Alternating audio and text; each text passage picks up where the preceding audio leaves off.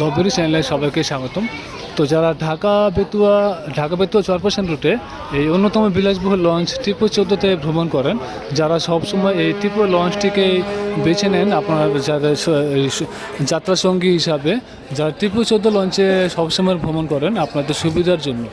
আপনাদের এই সুবিধার এই কারণে বলতেছি, যারা এই টিপু 14 লঞ্চে ভ্রমণ করতে চান, এখন আপনি বাংলাদেশের যে কোনো প্রান্তে থেকে আপনি টিকিট করতে চান এই সুন্দর এই টিপু 14 লঞ্চের ঢাকা বেতুয়া চরপেশন রুটের এই অন্যতম বিলাসবহুল লঞ্চটিতে, যারা single cabin, double cabin, family cabin বা অন্য সকল শ্রেণীর ভাড়া সকল শ্রেণী আপনি টিকিট কাটতে চান, সেই সুবিধার জন্য আমি এই টিপু 14 লঞ্চের নাম্বারটি দেখাচ্ছি। সেই নাম্বারে যোগাযোগ করে আপনি আপনার টিকিট নিশ্চিত করে নেবেন। তো চলুন এবার টিপু 14 লঞ্চের ভিতরে যাই।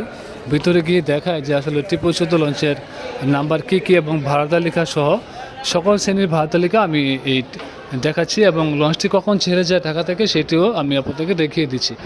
তো এখানে দেখতে পাচ্ছেন টিপু 14 লঞ্চ ঢাকা থেকে ছেড়ে যায় রাত 7:45 এবং বেতুয়া থেকে ছেড়ে আসে বিকেল 5টায়।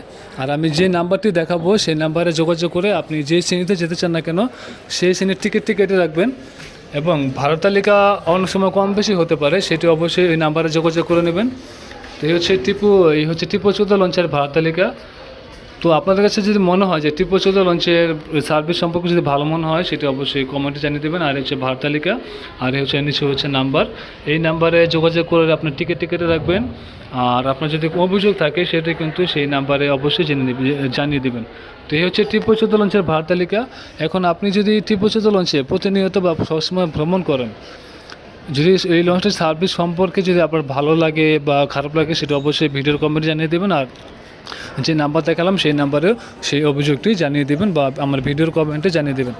তো টিপু 14 লঞ্চে যারা সবসময় ভ্রমণ করেন, যারা টিপু 14 লঞ্চে চরপেশন রুটে যাতায়াত করেন, সার্ভিস ভালো লাগে বা লঞ্চটি আপনাদের কাছে ভালো লাগে বিলাসবহুল লঞ্চটিতে, তো সেই জন্য আমি নাম্বারটি দেখালাম আপনাদের সুবিধার জন্য। তো যাই হোক, যদি ভিডিও ভালো লাগলে ভিডিও লাইক দিয়ে দেবেন, আর নতুন থাকলে চ্যানেলটি সাবস্ক্রাইব করে দেবেন। তো ভিডিও দেখার জন্য আপনাদেরকে অসংখ্য ধন্যবাদ।